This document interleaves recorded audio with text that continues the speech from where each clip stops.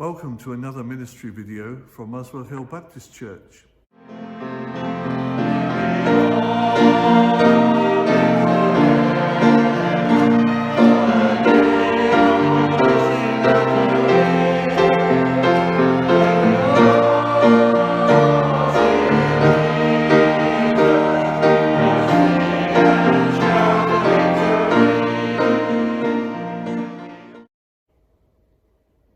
Our motto text for 2022 has been, to each one of us, grace has been given as Christ apportioned it.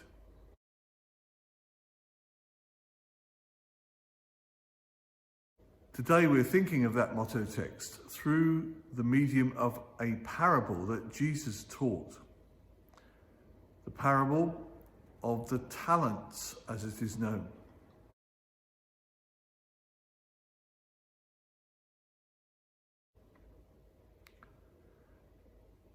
What will the kingdom of heaven be like? Again, it will be like a man going on a journey who called his servants and entrusted his wealth to them.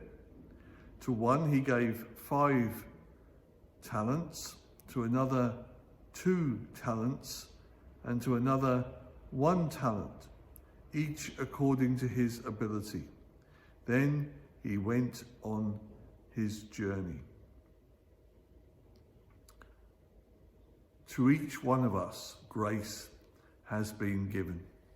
In a way similar to the story of Jesus, God gives to each of his servants, to each of his people, to everybody, something that they can do for him.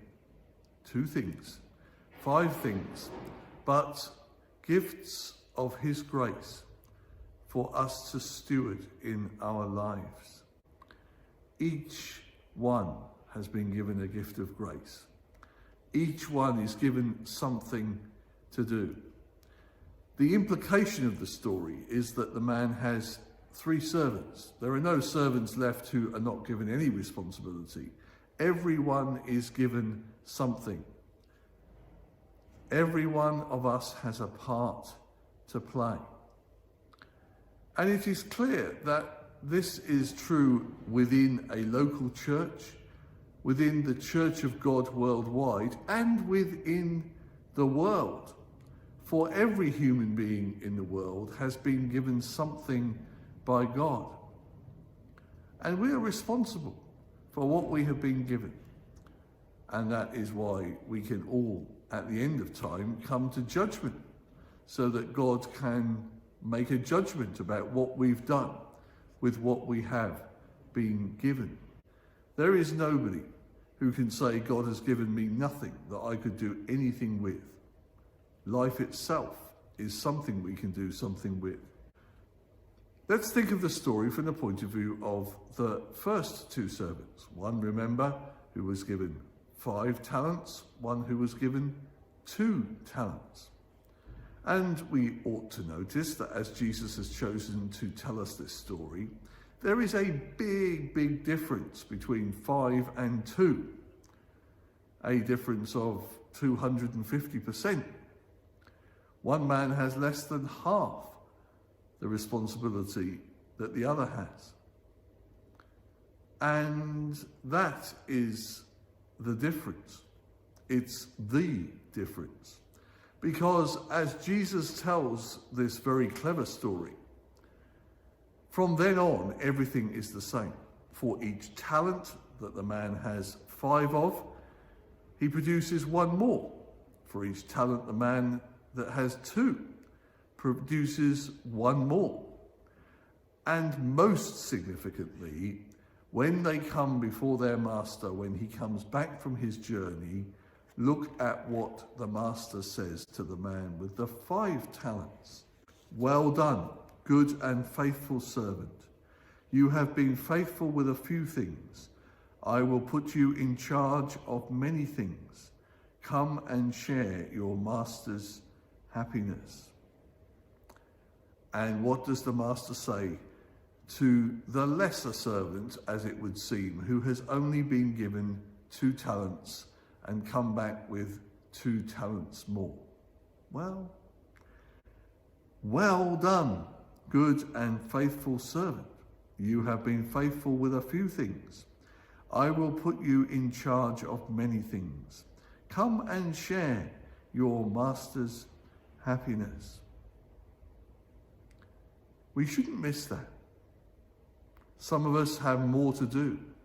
Some of us have longer to do it. In my ministry, I have seen examples of people coming to faith as young people and going to do amazing things for God.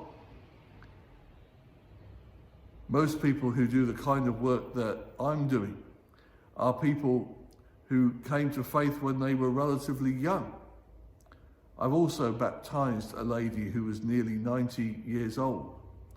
She was never going to be a Baptist pastor, but she served God with that life that God had given her in Christ at that late stage of her earthly life. And she really did serve God in the years that God still gave her. You see, we can only do what we can do, but we can do what we can do, and God knows that right well. So the man with the 2 talents gets the same compliment as the man with the 5 talents.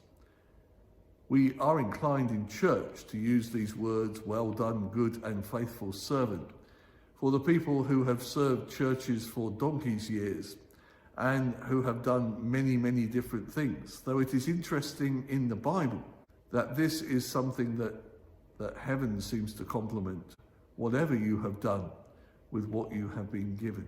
Let's think about it from the point of view of the 3rd servant. But the man who had received 1 talent went off, dug a hole in the ground, and hid his master's money. On the master's return, this is what this servant, who has, of course, not been serving, but has simply left things where they were, says to his master, I was afraid and went out and hid your gold in the ground. See, here is what belongs to you. His master replied, you wicked, lazy servant. So you knew that I harvest where I have not sown and gather where I have not scattered seed? Well then, you should have put my money on deposit with the bankers so that when I returned, I would have received it back with interest. His boast was that he had lost nothing. His condemnation was that he had done nothing. What are we doing with what God has given us? That seems to be very important to God, just as it was to the master. If you're sitting comfortably and thinking about all that God has done for you, I gently suggest you move to the edge of your seat. Get ready to stand up if you can, and think of what you can do for God and for your fellow human beings.